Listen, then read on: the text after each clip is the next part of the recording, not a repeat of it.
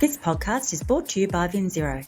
VinZero pioneers solutions and services to the AEC and manufacturing industries to support net zero targets. Visit vinzero.com to learn more about how organisations design, build and solve through digitalisation. From VinZero to you, welcome to our Think Future podcast series. Each week we'll share conversations with industry leaders from around the world to find out how they're thinking future.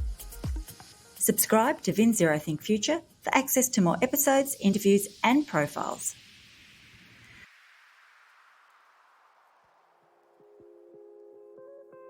Samantha Peart is the Global Head of Sustainability for Hassell, responsible for embedding its sustainability framework across the practice and ensuring the innovation of sustainable design.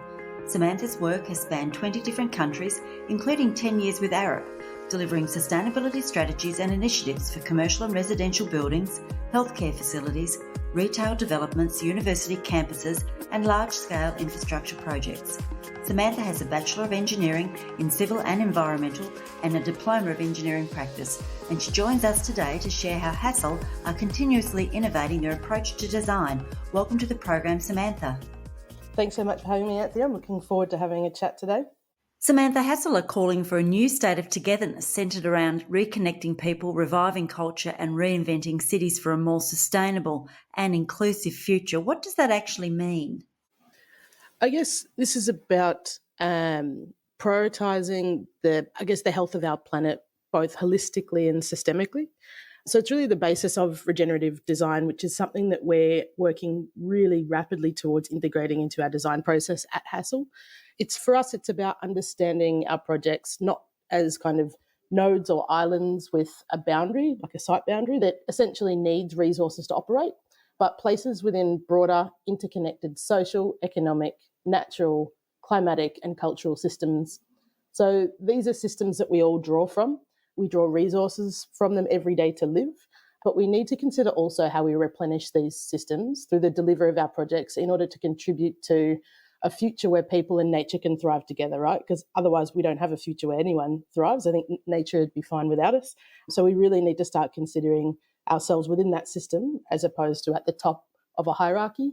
And this in its essence is deriving and understanding how to deliver holistic value, essentially. So the Hassell team that delivered the Resilient by Design project for the city of San Francisco took this approach exactly. It's a really beautiful example of how this can come together in order to understand all the systems and pinpoint where the value needs to be to have everyone happy, healthy and thriving. So they undertook, firstly, deep stakeholder engagement. So not just with the city, but with a number of communities around the city as well. And then they worked with a broader team of specialists, so spatial engagement and technical, to map the systems I mentioned before. I think from memory they mapped about 16 different sets of data essentially and overlapped them to start drawing a deeper understanding of place, so a really heavy understanding of context. So this is a really proactive approach to gaining that deep understanding, and it underpins innovation, right? So if you know exactly what you're working with and where you're working with it, that's where those ideas can really come from. So it allowed the team to actually hone into another project. So there's a follow-on project that they are working on, Como Creek, which is being delivered out of our landscape team, whereas our urban design team actually started the project with the city of San Francisco. And it's an investment into community resilience through addressing water quality, future climate issues, flooding, social connection and biodiversity, and through this creating systemic resilience for San Francisco. And that would not have been possible without understanding the full and broader network of stakeholders and then the full and broader systemic network of resources, of how people move, of what future climate is predicted to do to all of these things. And so the investment essentially is not only in the right place, but it gets those multiple benefits that I talked about before. So we normally, as project teams, will go through this process when forced into a corner, typically, when we think or we feel that it's the right thing to do, but we've been told no because of time, cost, whatever it is. And what this is about is taking the process that we normally go through to defend what we feel is a really good idea, bringing it all the way up the front, getting all the right people around the table, and being really proactive and evidence-based about it so that we don't have to run around looking for answers when we're time crunched and when all the things have already happened. But we can do it early and more rapidly in order to make sure that that value is embedded in projects and places from the outset. And so it's that deep collaboration that you're talking about there that really fosters that new state of togetherness. Absolutely. So when we look at the key challenges of that particular vision, what are the key challenges in bringing it to life across the built environment as a whole? So there's a couple of things that I guess we've been very used to playing in our own space, particularly when it comes to sustainability. And I think that's been true for the last couple of decades. Where all of this came from in the built environment industry was it was born out of a number of key professionals, either in engineering or in architecture or design, who wanted to get better outcomes and so came together and collaborated in order to do that. There's been, I guess, a disaggregation of that responsibility and accountability over the last couple of decades through striving for efficiency gains and very specified roles and accountability on projects, which is not a bad thing. But where that's gotten us to, it's gotten us so far in terms of efficiency, right? Doing less bad. If we want to get different outcomes, we've got to flip back into that highly collaborative approach. And so it needs to go from you over there, you do energy, and you over there, you do water, and you over there, you deliver the rating or the certification. We need to do it in a more, I guess, opportunity or problem-centric way. So what are we trying to answer? What are we trying to deliver? And who do we need around the table to do that? It's going to be a little bit different in the way that you procure consultants. Like typically, again, an efficient, I'll say in air quotes if you like, there's a recipe for procurement, right? You get a lead consultant in, you don't need sustainability yet, you might get a cost consultant in, or we can have the broader engineering team later. You kind of got to put that aside for a second and say, well, what are we trying to solve and where's the risk? Where are all the unknowns and how do we solve that now? Yeah. I think if we all feel empowered to play a role in this shift, it will lead to industry-wide change. So I think we need to look at it as empowerment, accountability at an individual level. It needs to be real and evidence-based though, and that means having, again, all the right people at the table when they need to be at the table. In a previous role, we were working on a multi-res development that was targeted at providing affordable housing. And I was working client side at this point. And early on in the project, we identified Passive House as a really great opportunity to deliver affordable housing at the outset, but also affordable housing for life. So Passive House is focused on delivering not just energy efficiency, right, but also resilient, safe, clean, healthy homes. And if you think of the cohort that the housing was being delivered for, it makes sense. What happened was at the outset, before as a developer we'd procured any consultants or gone out to market or even approved the investment, actually, there was a cost consultant that came back and said, yep, no problems, Passive House is going to cost you a 15% premium. And if you've ever worked in the development industry, 15% will kill a project from the outset. That's it, project dead. So instead of nodding and saying, great, okay, well, we'll toss that idea out the window, we were convinced that, well, hang on, it really does deliver the value that these stakeholders need, and as was the remit for this developer. So we asked why and where all the assumptions came from. And because it was relatively new in the Australian space at that point in time, there was a lot of assumptions that had gone into that 15%. So what we did is we kind of convinced the development team to spend, I think we spent, must have been in the tens of thousands, 30, 40,000 to get the right people around the table, which on a $80 million project is a drop in the bucket. We got a builder around the table. We got chair of the Passive House Association around the table. We got a specific Passive House consultant. We got fire consultants. We went and thought through where's all the risks sit with this stuff, right? And we get all those people around the table and we put these assumptions that were made fairly by the cost consultant because they didn't have benchmarking to go on, and we'll work through those issues. Where that landed, and the consultant that worked with us, Introba, at the time, and it was a Development Victoria project, they've just released the Passive House playbook. So if you Google that, you can jump on and they've got details of where this went. But it went from a 15% premium to a 2.8% premium. And so when you think about what that means, it means that it actually becomes a viable solution for this project. And so that is a very clear example of how we need to shift how we're thinking. Some of that was truly in the supply chain. Some of it was in availability of skills, but a lot of it was in procurement. It was in people adding risk. And we heard this from the builder. So the consultants go, oh, we'll charge a bit extra because the procurement's not clear. And the builders go, well, we'll charge a bit extra because the requirements aren't clear and there's a bit of risk that we're taking that maybe the developer should be taking.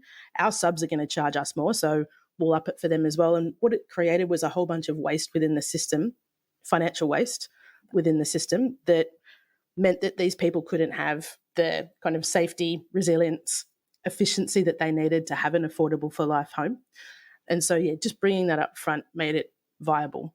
I thought was a really neat example of how getting the right people around the table at the right time to understand what was going on, it could end up being life-changing, right? It's not just a sticker. This stuff could be life-changing.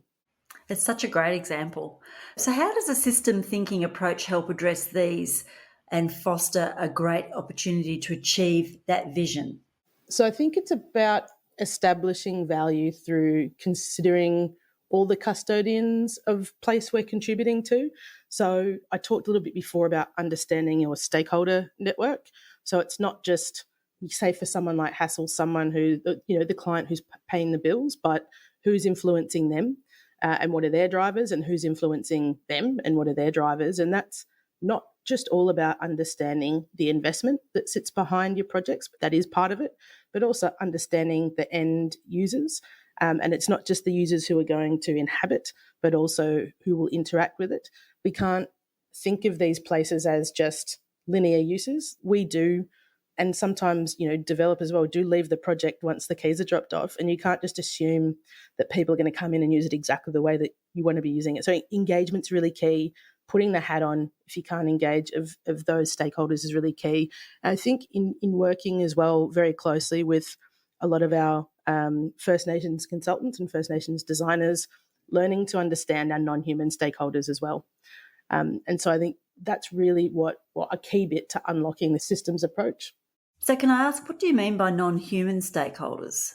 So we're talking about all the stakeholders that aren't human. So if you talk to John Hazelwood, who just recently worked with the City of Sydney on their Nature Positive Sydney strategy. He's a landscape principal in our Sydney studio. He's fantastic. And you talk to him about the blue-banded bee as a stakeholder, because the blue-banded bee contributes to biodiversity within our systems as a pollinator, and that enables our biodiversity systems to thrive, our food systems to thrive, and therefore our humans to thrive as well, right? And so thinking about that in more of a circular, systemic way where we all have equal contributions to the system, us and animals and insects and all that sort of stuff, it allows you to understand what the systemic or the systems thinking approach actually means and how it actually plays out through all the different interconnected chains and relationships. So with Hassell, how are they developing sustainable precinct designs with all of these elements in mind? So firstly, I've been at Hassell for about a year, and my role has been not to set up an ESD or sustainability consultancy inside Hassell. That creates more waste, right? Trying to compete with experts that are already out there. It's to understand how we leverage our experts, because we've got a lot of really motivated, clever people internally. I just mentioned John before, and work with those other clever people in industry better, faster, stronger, so that we're doing all the easy stuff up front together so that we can then really focus all our efforts on that innovation I talked about before. So the way that we're doing that is understanding from Hassell's experience and our clients' experience. So the sustainability framework was built, that was my brief, was built on, I think they got about 80% internal engagement on what Hassell wanted to be from a sustainability perspective, and engagement with a large number of our clients. So we looked internally and externally. And it was really about a transformation approach or an evolution of design practices in being really self-aware and authentic about what our role is in helping to identify and deliver these solutions. And that's that empowerment thing I was talking about before. So the way that we're doing this is learning from that experience, my previous experience, wearing a number of different hats, and we've hired a really experienced, diverse global team to help fill some gaps as well. So that's my team that we're working with. And from that, we've really tried to understand what has been the key to success when we've had the big wins in resources, so carbon, energy, water, and waste, and how we've been able to leverage those. And then materials, water, the big wins in terms of place, so through transport or biodiversity or nature or addressing climate change. The key wins when it comes to social impacts, so whether it's health and well-being, diversity, inclusion, social value. And it all comes down to exactly what I've been talking about. It's understanding, it's a deep understanding of place, right? So this is a way that designers work anyway. They always start with a site analysis, a context analysis. So it's about evolving that to be broader across all those elements of sustainability that I just talked about. If you look at them all together, it's really just life. And then going really deep as well. So getting really thorough on purpose proactively before we put pen to paper. And Hassell has actually just done a piece of work with the Green Building Council of Australia to develop some of the credits for the next version of the Green Star Communities tool, which is the Green Building Council's tool that addresses precincts. And I've been really impressed at how the GBCA have leveraged a diverse array of expertise to really pull this approach into the tool. I think it's really evident in the new approach. So I think the new tool, when it arrives, it will definitely require a more collaborative approach and a deeper systemic understanding of place to align with what the tool considers best practice or world leading. And it wasn't my team that worked with the Green Building Council on these credits. It was the experts in place. We worked on place credits, and that's our designers. And so I think they've taken such a great approach to how to pull in all the different hats, like I was talking about before, that Development Victoria example, to set up this framework to guide people through this approach. Are you looking for a digitalisation and net zero partner to help you achieve your goals? Join the thousands of AEC and manufacturing customers globally who have turned to VinZero to start their journey toward a net zero future. With 32 offices around the world, VinZero can connect you to the right technologies and workflow processes so you can maintain your competitive position and increase profitability. VinZero has an industry expert to help you navigate the best pathway forward wherever you are on your digitalisation and net zero journey. Visit vinzero.com to find out more. So can you share an example of a project that you believe has been centred around these qualities you're talking about recently? Absolutely. So our team in Sydney are working on the Advanced Manufacturing Research Facility, which is the first building in Bradfield, the new city out in Western Sydney. And there's a number of things that have come together on this project. John Hassell, who I mentioned before, has been leading a lot of the landscape on this project, and Liz Westgarth, who's our new managing director, who was kind of integral into the development of our sustainability framework and bringing me and the team on board as well, was leading this project as well. And so this project is really interesting in the way that through John's work and his integration with the architectural team's work is really celebrating the Cumberland Plain of Western Sydney by immersing people in their activities with a richly planted, permeable ground plane of locally underused species. And if you talk to John about how he takes this approach, right, he works very closely with our Indigenous consultants, but he also starts with nature and then carve out a space for people. And I think this is a really great example of where John's been able to really influence that and bring that out in a project. And then from a building perspective itself, the team that worked on it, so Jeff Morgan, who's also a principal in our Sydney studio, is all over this stuff, right? I have some really great conversations with him about good, efficient design. So the building form, he worked really closely with the technical consultants to get a really efficient building that will be net zero through the generation of energy on top of it. So it ticks all the energy boxes, but the team took it even further to the embodied carbon, beyond operational carbon. And so the building itself is actually designed or has been conceived as a kit of parts, if you like. So it's a timber structure and it's made of prefabricated modular components, almost like a Meccano set. And so they're mechanically fixed together so they can be disassembled. The place can be expanded or contracted, depending on what's needed, or it can either be taken apart and relocated and rebuilt somewhere else. And then we didn't just stop there. The team kind of did a whole bunch of work to make sure that ethos flowed into our material selection as well. So they've done a lot of supply chain research and innovation research in materials and have maximised a lot of the recycled content or waste content, really, what we'd normally call waste, which we shouldn't be, content into the rest of the material specifications for the building as well. So that's certainly a great example of how the role of design is evolving for the future. What role do you think systems ratings such as Green Star play in developing sustainable projects for organisations like yours? Look, I think they are really important for projects and places and the industry as a whole.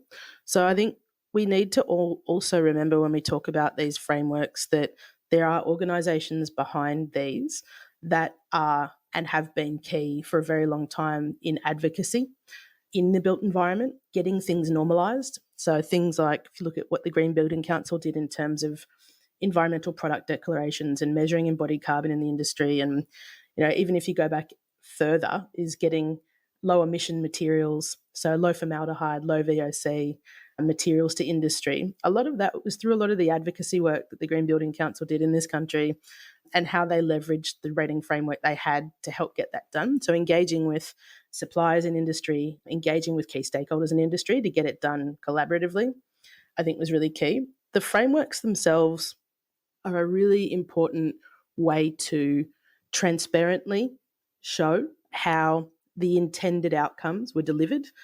And it's a really important, I think, third-party certification. So independent certification is also really key, right? Because greenwashing is at the fore at the moment. We've got the ACCC releasing the report of the review of consumer products industry. They've released draft guidelines on how to make sure that companies are not greenwashing. And there's more and more stringent reporting requirements coming in from a statutory perspective. So I think these frameworks are really, really key in keeping us honest, right? And accountability. I think up front, they need to work in conjunction with that deep understanding of place I was talking about before. Because if you use them out of context, we'll go back to our business as usual of here are your credits, here are your credits, here are your credits, and I'm just here to make sure we've documented something. Whereas if we get that deep understanding of place and design based on that context, the systemic context and the stakeholder context from the outset, get all the right people around the table, we know that we've got a contextually appropriate response based on a place within interconnected systems. And then that tells us how to leverage the frameworks to understand if we're benchmarked as world leading or best practice, or maybe if we've missed the mark a little bit. But they need to be used together. They can't be used independently because without one, you don't have, the verification and transparency. And without the other, you're developing responses that are not contextually appropriate and therefore don't sometimes really add the value that we need.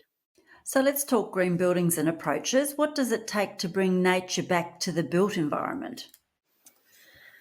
I think it takes, again, making sure that you've got all the right people around the table to give you evidence-based answers.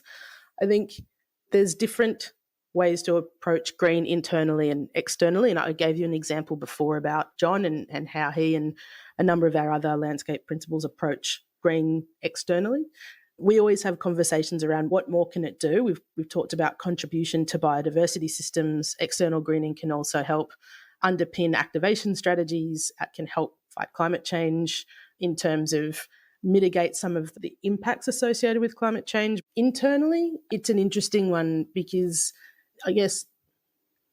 popping plants in a space doesn't always get the reaction that you need or want or that you're after. I think sometimes we just throw green at it because someone said they want connection to nature. I think, again, it's about asking why and understanding why that's been requested as a solution and what the needs actually are. So Daniel Davis, who's one of our researchers, has just released a piece of research, Office to Oasis, with our commercial and workplace team. So Ingrid Backer in our Melbourne studio and Domino Risch in our Sydney studio, who are our co-sector leads in the commercial and workplace space. And he really digs into what are all the benefits that internal greening can actually deliver? How can you do it really well? And how can we do it really wrong?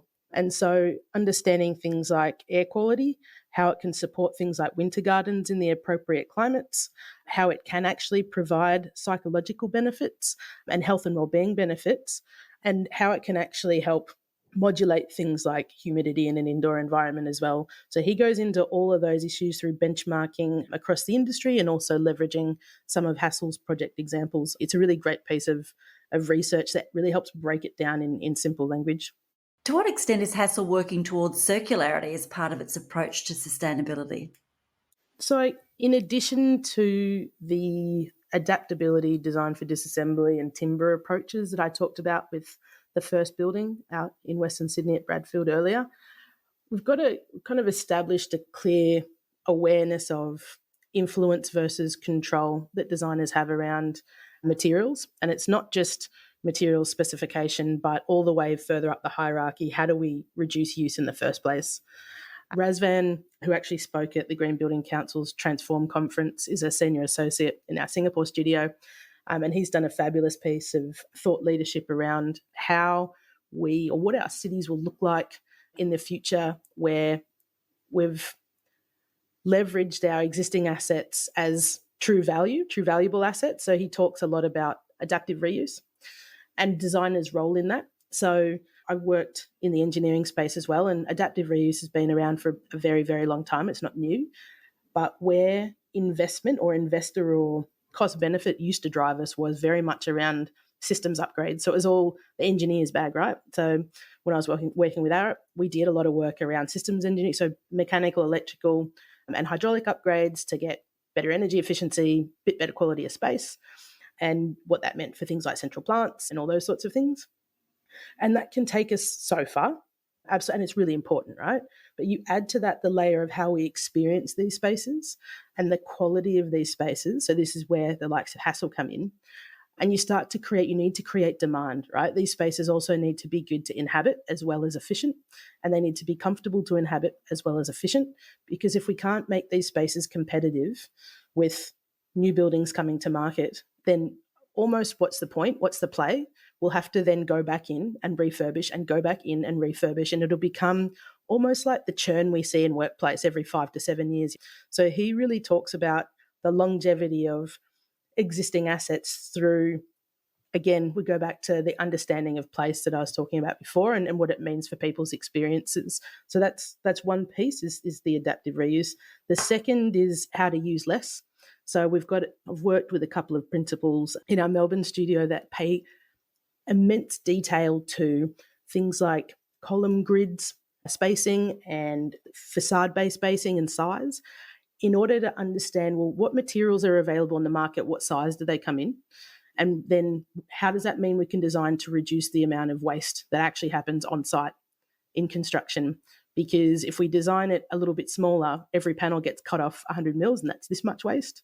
Whereas if we actually think about what's available in our supply chain and how to use that more effectively, we reduce the waste up front as well. We've also had Adam Pecos-Co, who's an associate in our Perth studio. He was on secondment into our sustainability team for the last 6 months. He's been diving into our product specification. So how do we make sure that if we go to one of our materials libraries, either physical in our studio or digital in our digital space, how do we know that whatever we're selecting meets the minimum requirements for essentially what industry pegs as a sustainable material? And again, evidence-based, right? So the way he did that was he picked up 20 specifications from globally across Hassell, so 20 projects, and he went and analysed each of those specifications in terms of how easy is it to engage with supply chain, find the information I need, feel confident that what I'm specifying is robust and does meet these requirements. And that's allowed us to look at, well, what have we got that's already good? Who's really easy to engage with and who's not? And how can we change that? But also where our minimum specification, because we've done it before and done it before and done it before, might not be the best that we can be specifying, go find an alternative. So he's already started to build that knowledge up in terms of the way that we specify materials. So you've got to attack it all the way from, do we need to build? If we do need to build, how can we make sure we use less? If we are going to use stuff, how do we reduce the waste that comes out of that? All the way through to what we do have to specify. How do we make sure it cuts the mustard? We're going through that process in a really robust way in order to hopefully, I guess the intent is a couple of months from now, have evolved how we deal with materials, given that that's a space that designers do have a lot of control over in the delivery of projects. And so from that work so far, are there any particular trends you're starting to see or new trends at the materials level? Honestly, I think the trends that we're seeing at that level at the moment is that one is there's lots of environmental product declarations in place, and with some in the change, we're finding that we have to do more work than just accept the EPD.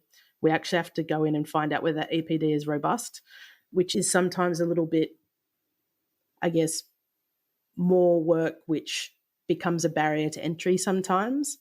It's a bit like the carbon offset market at the moment, where there is, in some areas, potential questions coming up as to how robust those EPDs are. We aren't finding that a lot, but we definitely did come across that, having to kind of dig into it a little bit further.